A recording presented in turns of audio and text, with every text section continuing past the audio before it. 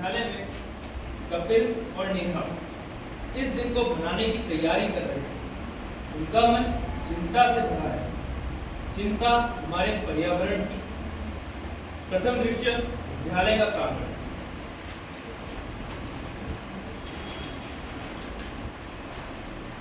अरे नेहा, क्या तुमने देखा है कैसे हर साल पेड़ कम हो रहे हैं?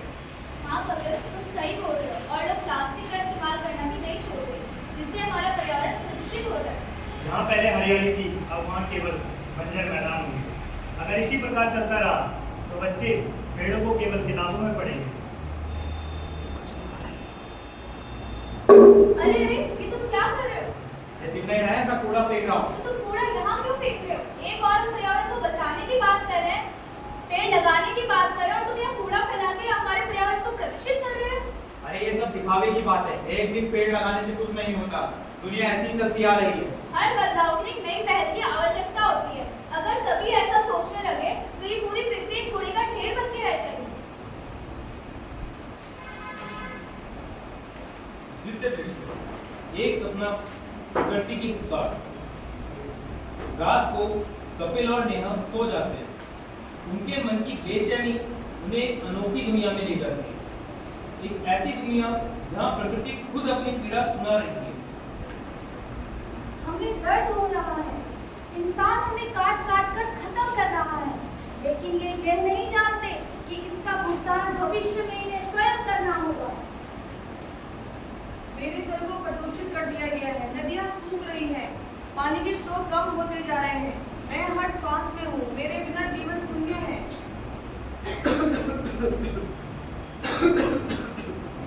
मेरा आंचल पहले साफ था, लेकिन अब उसमें केवल जहर है और धुआं है।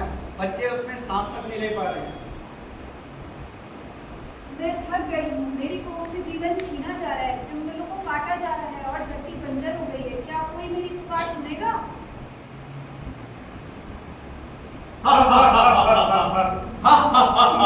मुझे हर घर, हर नदी में जगह मिल गई है। और मैं हर सड़क, हर पार्क में बसा हुआ हूँ।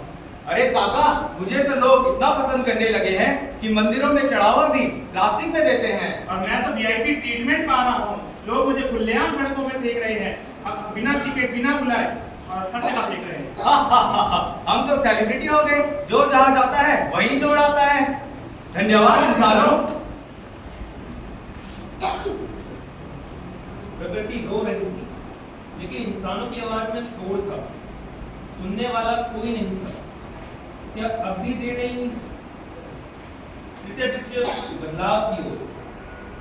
सुबह का दृश्य, कक्षा में कृष्णा मैडम पढ़ा रही है।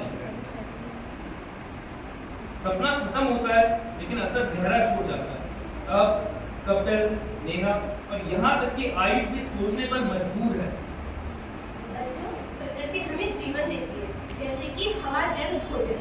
अगर हम इन सब की रक्षा नहीं करेंगे तो बहुत देर हो जाएगी। इसलिए हमें पर्यावरण की रक्षा करने के लिए पेड़ पौधे लगाने चाहिए, प्लास्टिक को बंद करना चाहिए। अब हम सिर्फ पेड़ ही नहीं लगाएंगे, एक नई सोच को भी बोएंगे। हम जल और वायु को साफ रखने की शपथ लें।